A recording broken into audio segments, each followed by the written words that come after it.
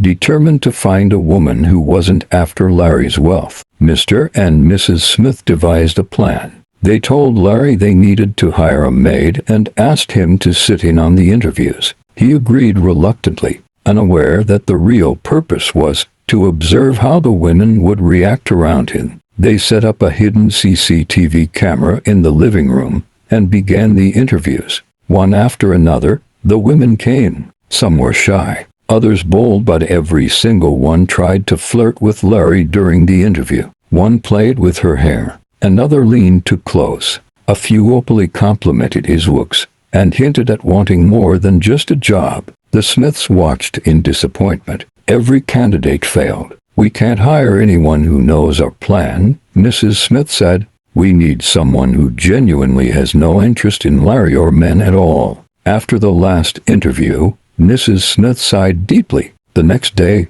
she met the same friend who had suggested the idea in the first place in a quiet restaurant. That's when they saw her Ariella. She wasn't dressed to impress. In fact, she wore a loose polo shirt and jeans, her hair tied back carelessly. Yet she was striking, with a quiet confidence and strength in her eyes. She worked as a waitress and served a table near theirs. A well-dressed man at the table grabbed her behind and whispered something vulgar. Ariella's eyes flared. She slapped his hand away and said, loud enough for others to hear, "I'm here to serve food, not be touched. I don't need your money, and I don't need you." The man fumed and called the manager. When the manager came, he ordered her to apologize or be fired. Ariella stood tall. "I won't apologize for defending myself. If my job means tolerating assault, then I quit." The manager shouted, "You're fired." Without a flinch, Ariella picked up a glass of water,